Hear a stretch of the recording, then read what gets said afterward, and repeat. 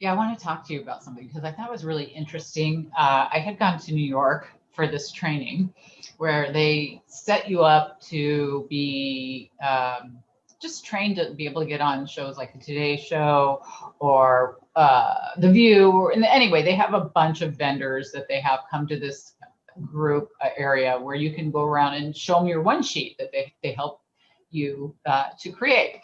And I thought it was a really interesting process because, like you, I go through all these different training and educational opportunities to learn how to do all whatever it is I'm trying to learn.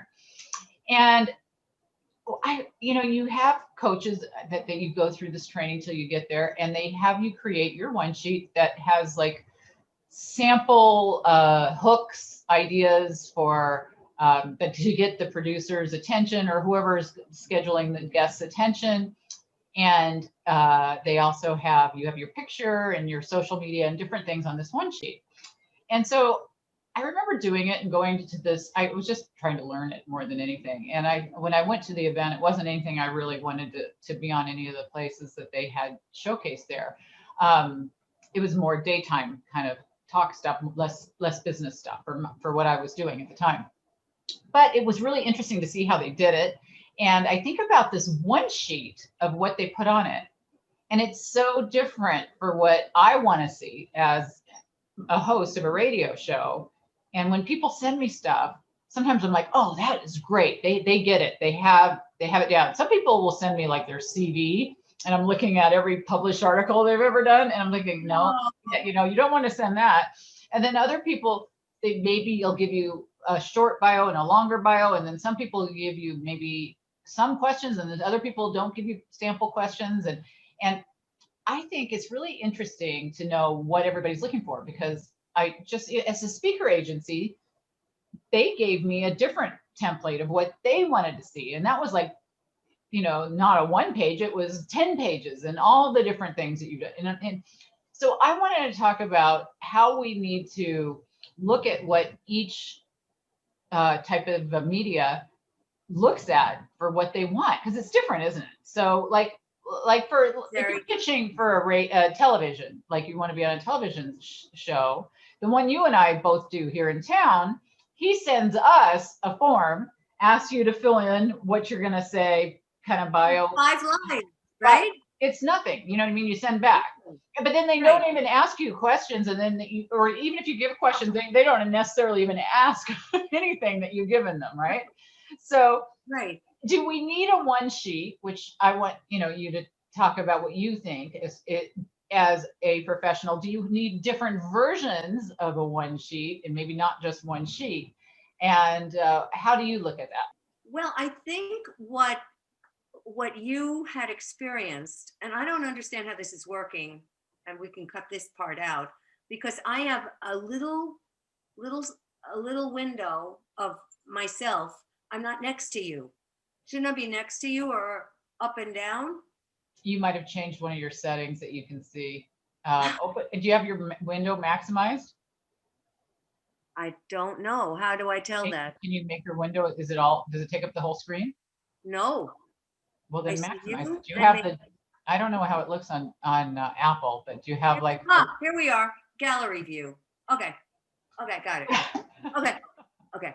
What you were describing almost is like the difference between academia. Sorry. What you were describing seems like the difference between academia and pop culture to me. Right. And when you were on the show here in Arizona, it's more pop culture. Right. People do not read. First of all, the public does not read. Nobody reads. Right. And seriously, and when people send reams and reams and reams of paper, and do they really expect that to be read? Probably not. And so I look upon that when I get these reams and reams and reams. I often think, what is this person trying to hide? Because when I was in academia and telling my students, I want you to write as though you're delivering a news story. Mhm. And they'd go on and on and on. And these are graduate students in an Right, right, MBA program. They right. go on and on and on. And I'd say, no, that's not okay. That's too much. Nobody is going to read this. And some of them were heartbroken, Yeah. thinking that, oh, I put in all this time and effort. What do you mean people are not going to read this? But the reality is that people don't read anymore. Book sales, real books Yeah. Oh, yeah. are down. People prefer, and I prefer real books because I underline and I Yeah, I scratch do in too. notes and whatever. But people prefer online, quick and easy for everything. So if you are coming across to somebody as an academic, that will immediately turn people off in the media world. If But you're it's coming also the across, content. It's also the content and how it's, how it's sent to me, for example. And I know it's better to send PDFs for certain reasons and all, but when I'm on my radio show, it saves me time if they send it as a Word document. If they send it as a PDF, I can't make notes on it or add things or delete oh, things. So I yes, have to save their PDF as a Word document, which you can do, but it's just an extra step, which is yeah, kind of a pain. So I like it when people send me a Word document with their bio and any links to any like videos or something they want me to watch really quick. I don't need your CV of all the different papers and everything you've ever done, but if you have a long bio, sometimes it's nice to have as well. I'd rather have too much information than too little, but I want the too much to be not CV kind of things where you're giving me your publications, okay. publications. That's therein lies the difference. Right. That's the difference between the world of academia Yeah. and the world of pop culture. Yeah. And as I told you, I came from academia, so it was very transitional for me and hard because I had to Yeah. learn this stuff. It Yeah. was hard to learn how to transition into the pop culture. And I personally am happy in the pop culture world, but I talk to you and I kind of miss pieces from the academic world with the studies and all this stuff that I used to love getting into. But Yeah. when you're in pop culture, you have 3 minutes to deliver what you have to deliver, Right. unlike a whole hour-long speech in academia. So I think that it was a big transition for me.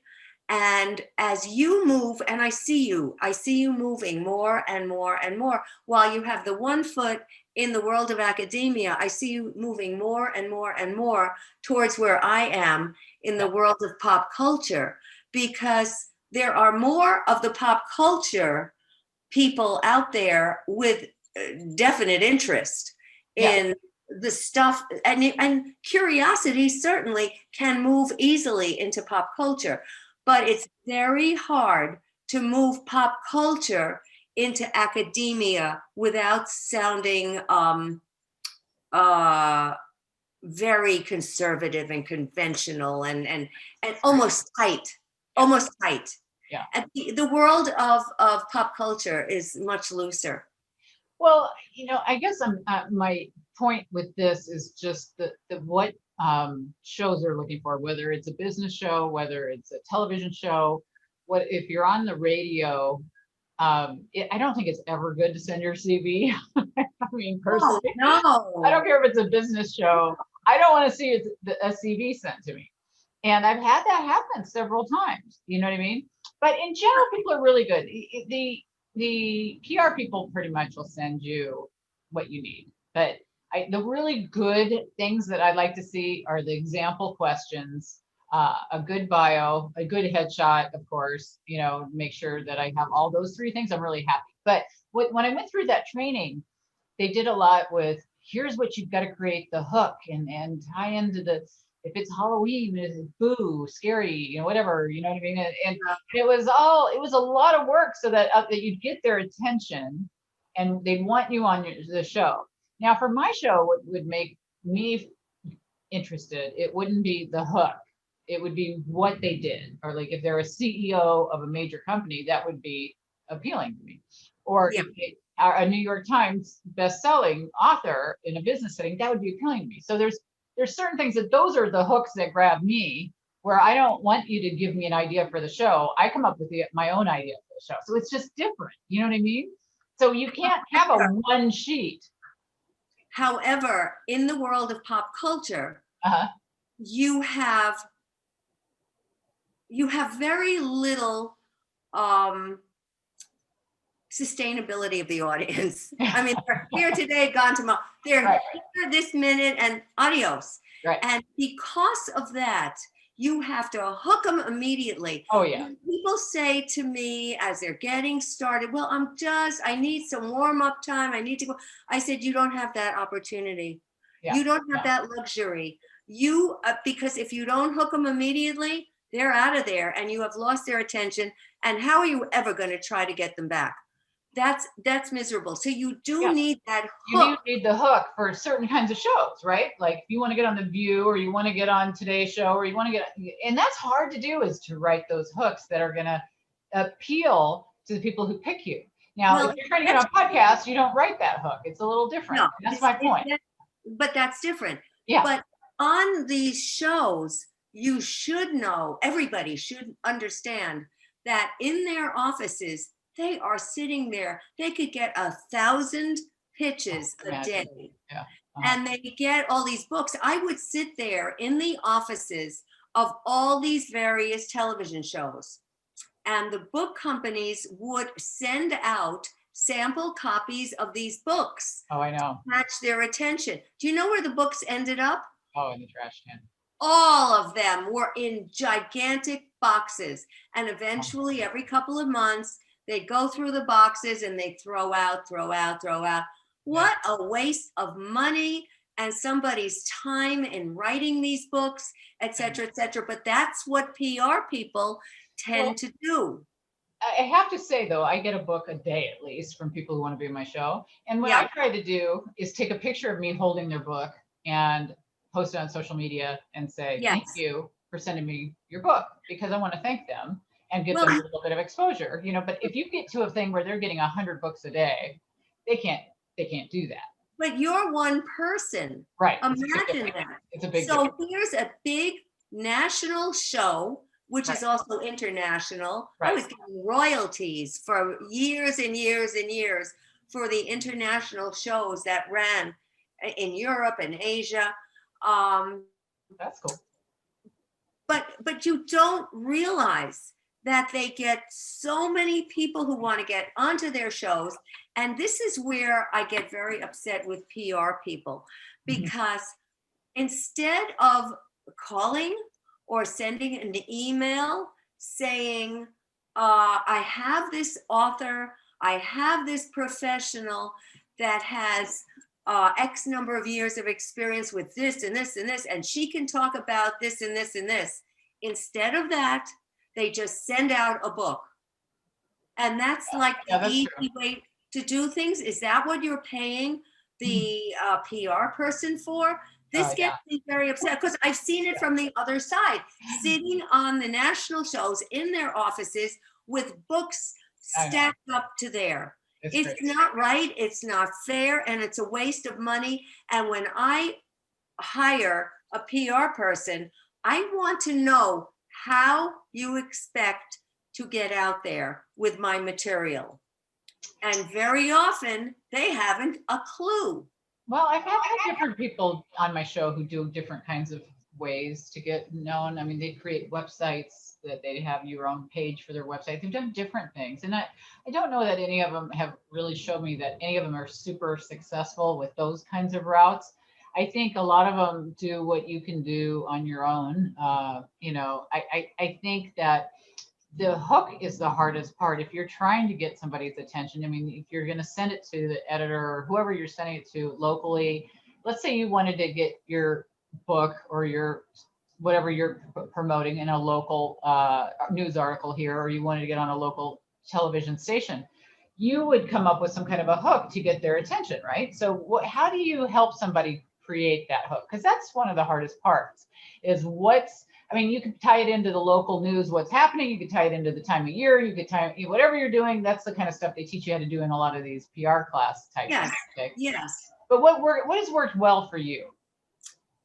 I get so many pitches day in and day out that Mhm. have nothing to do with what's going on in the world. And Uh, yeah, Jane Smith can talk about blah blah blah. Can she be on your show? We're trying to get so and so out there, and it has no relevance to anything that I'm even doing. right.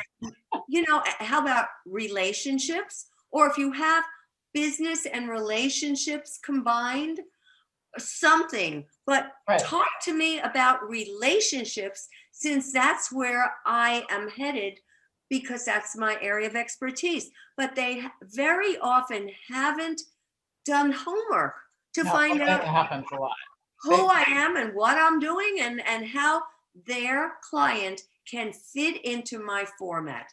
That's very disturbing. Well, I get a lot of people who contact me for the show individually without a PR person who will just say, I just wrote a book, can I be on your show? And the book's about health and wellness or something I don't cover, you know what I mean? And so if you're out there and you're thinking of sending your stuff to somebody, you got to make sure the show you want to be on even focuses on what you do. Just because you've written a book doesn't mean that show even talks about that or write, whatever they deal with.